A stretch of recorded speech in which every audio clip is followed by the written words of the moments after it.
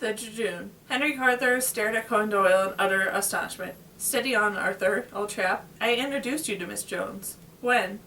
I'm sure I'd remember. We all had a long conversation just a few hours ago about the cosmic peacemakers, said Martha. And the crystal spear you gave Captain Carthers to take to Balmoral. Cosmic who? Never heard of them. What crystal ball? Arthur, please, you must remember, begged Carthers. This is urgent, really urgent. Sir Arthur Conan Doyle said crossly. Now listen to me, my boy. The last time we met was for dinner at your parents' house just over 3 weeks ago. And I've never seen this charming young lady before in all my life. I am certain I would remember. He sighed and went on. Looks to me as if you two have been overdoing it a little bit. Spot of lunch in Soho, eh? Bottle of bubbly or two gone to your head? As it happens, we did visit the Golden Rose, said Carthers stiffly, but I assure you no champagne was drunk, and we are both quite sober. The hansom cab came by, and Conan Doyle hailed it. Well, it seems we'll have to agree to differ then. Now, I'm sorry I can't stop Harry. Important meeting. Going to see the editor of the Strand magazine. And after more home stories, I'll be at the Grand for a few more days. Hop around to see me and we'll have a nice long chat. Bring your young friend and introduce her to me properly. Why don't you? He jumped into the cab and rattled away, leaving Henry Carter staring after it, with an expression of almost comical astonishment. He turned to Martha. I don't understand it. Arthur is the most honest man I know. What made him lie like that? Maybe that wasn't Arthur Conan Doyle. If those cosmic peacemakers really can change their shape, it could have been one of them just pretending to be Doyle. Nonsense, young lady, nonsense. I know Arthur Conan Doyle, and that most certainly was Arthur Conan Doyle, insisted Carthers. Yeah, maybe, said Martha doubtfully. She thought for a moment. All right, let's say it is him. I don't think he's lying at all. Not as far as he's concerned. He really and truly doesn't remember meeting us, or giving you that spear. But how? He's been brainwashed, said Martha. Bits of his memory have been wiped. Remember the way that Trelawney left the room for a moment, and after you mentioned Doyle's name? The cosmic peacemakers are covering their tracks, she considered. Now that is something worth telling the doctor. Watched by Carthers, Martha took a slim metal device from her pocket. She pressed some buttons and held it to her ear. It made a high-pitched whine, and she shook it and tried again, and still without success. No good. Can't reach him. Perhaps he's out of range, suggested Carthers. Scotland is a long way away. She switched the mobile phone off and put it away. Believe me, this thing will reach further than that. Besides, I doubt he's still in Scotland. He'll be chasing Balmoral. Carthers drew in a deep breath. Now I really could do with a drink. Come on. He led the way back to the Grand. They found a quiet table in the lounge under a potted palm.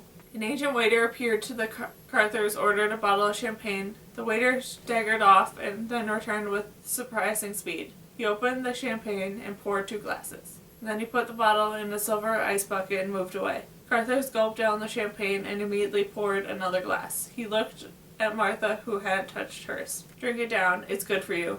We've been accused of drinking the bubbly, so we might as well do it. Thanks, Martha told him. But I'll stick to water. Carthers shrugged. Suit yourself. He waved to the passing waiter. Tonic water for the lady, if you would.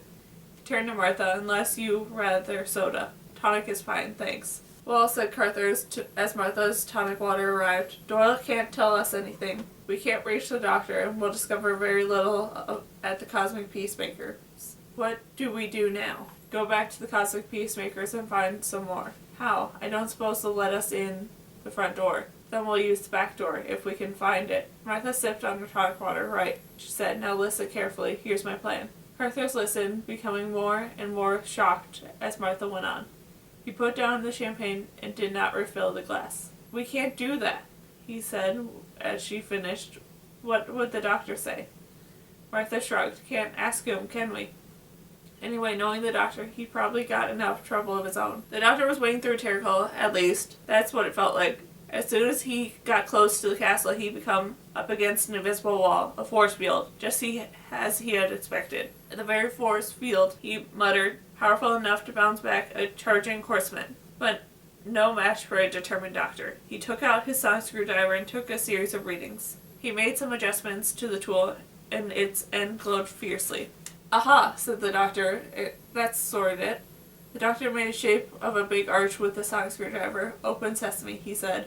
He stepped through the arch into the force field and stuck halfway through. Temporary setback, he muttered. Swinging his arm in a great difficulty, he made another arch, and he moved a few inches further forward, and stuck again. Inch by inch, the doctor carved his way through the force field. It was a long and exhausting business. But at long last he propped his head to the other side. His clothes were a mess, and he was panting. Judoon technology, he grumbled, just showing off. He ran for the castle. He reached the wall, apparently unseen. He went through the stone arch and reached the heavy metal studded door. It creaked open, and the doctor found himself in a bare stone corridor. Tradesman's entrance, muttered the doctor. Never mind. He moved carefully forward. The corridor led to the staircase, and the doctor climbed it and found himself in another corridor. This one was red carpeted with white and gold pillars along the walls. That's more like it. Lords and ladies, the doctor's this way. He moved along the corridor, his feet silent on the thick carpeting.